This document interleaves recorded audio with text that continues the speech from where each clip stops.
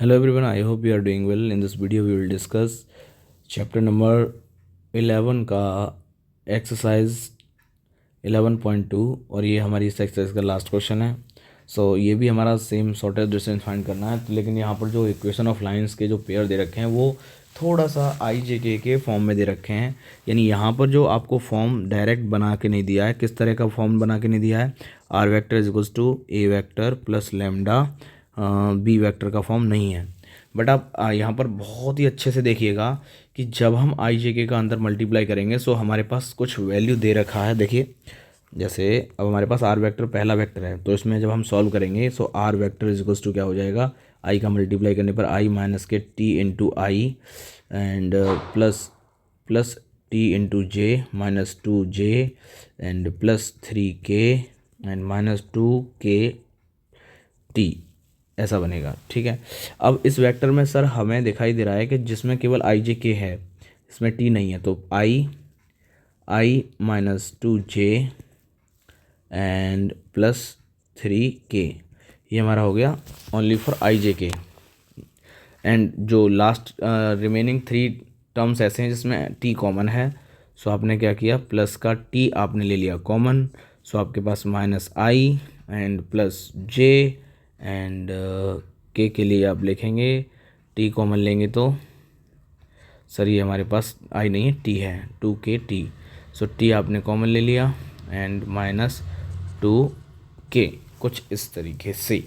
Okay, सो हम अब आप देख पाएंगे कि सर ये वेक्टर तो सर वाकई अब हमको दिखाई दे रहा है। हाँ, बस अंतर सिर्फ इतना है कि सर यहाँ पर हमारे पास लैम्डा नहीं है, यहाँ पर हमारे पास टी दे रखा है।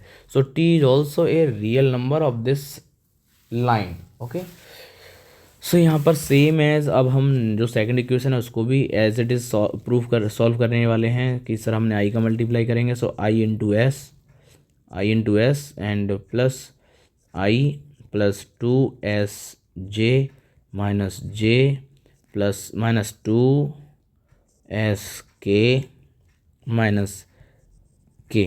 Okay, R vector is equals to I minus J minus K. Okay, अब देखिएगा नेक्स्ट हम क्या करने वाले हैं, एस कॉमन लेंगे, प्लस एस हमने कॉमन ले लिया, I plus two J minus two K minus two K. अभी आप क्या करेंगे, देखिए अब आप यहाँ पर देख पा रहे हैं कि यस सर यहाँ पर भी जो म्यू होता था म्यू के प्लेस पर एस है और यहाँ पर एस को ही हम रियल नंबर कंसीडर करेंगे, इनका कोई अहम रोल नहीं होगा शॉर्टेस्ट डिस्टेंस फाइंड करने के लिए।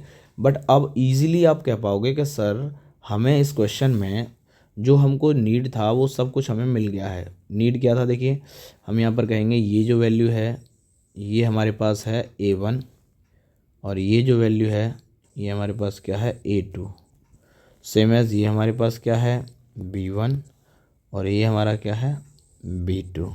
ओके, इतना करने के बाद माय डियर फ्रेंड अभी आप बिल्कुल श्योर हो गए कि सर अब तो हम कर लेंगे, लेकिन फिर भी हम आपको, क्योंकि हमने आपको बताया क्वेश्चन नंबर 12 के बाद हम आपको हिंट देने वाले हैं, सो सभी क्वेश्चंस की हिंट आपको कंटिन्यू बिल्कुल बेसिक से आपको मिल रही है। अब इजीली आप बता पाएंगे कि सर हमें क्या क्या फाइंड करना है। इसमें शॉर्टेज डिस्टेंस फाइंड करने के लिए शॉर्टेज डिस्टेंस के फॉर्मूले में जो हमें रिक्वायर्ड होती है वो हम फाइंड करेंगे। यानी हम क्या करेंगे, सबसे पहले सर यहाँ पर हमें चाहिए A2 माइनस A1, सो A2 माइनस A1 करेंगे सो आएगा हमारे पास J माइनस 4K आएगा। सेम अब हम B1 क्रॉस B2 वेक्टर करेंगे, वही आई जे के का मल्टीप्लाई करके सॉल्व करेंगे। सो हम डायरेक्ट मैं लिख रहा हूँ क्या आएगा, 2i minus 4J minus 3K आएगा। एंड देन इसका ही हमें क्या करना है, मैग्नीट्यूड फाइंड कर लेना है। मैग्नीट्यूड फाइंड करेंगे A1 vector cross B1 vector cross B2 vector का मैग्नीट्यूड इज इक्वल्स टू आपका आएगा 29। अभी इन दोनों का आप क्या करेंगे, डॉट प्रोडक्ट कर लो। डॉट प्रोडक्ट करने पर हमारे पास क्या आएगा sir, B1 vector cross B2 vector and dot product करना है A2 माइनस A1। जैसे ही हम डॉट प्रोडक्ट करेंगे तो हमारे पास इसकी वैल्यू आएगी 8। अब आपको पता है कि सर डिस्टेंस का फार्मूला क्या है, डिस्टेंस का फार्मूला है B1 vector cross B2 vector dot product A2 minus A1 vector upon आप नोट करेंगे sir B1 vector cross B2 vector का मोड, और ये हमारा बाहर फिर से मोड लगा देना है। अभी देखिएगा सारी वैल्यूज़ को पुट करेंगे सर। ये हमारे पास वैल्यूज़ दे रखी है 8 अपॉन इसके मॉड की वैल्यू दे रखी है हमारे पास √29, और फिर इस जब सभी वैल्यू प्लस में है तो बाहर मॉड लगाने का कोई नीड नहीं रहेगा। सो डी का वैल्यू आपके सामने आपके पास जो होगा वो होगा 8 upon √29 is the right option of this question.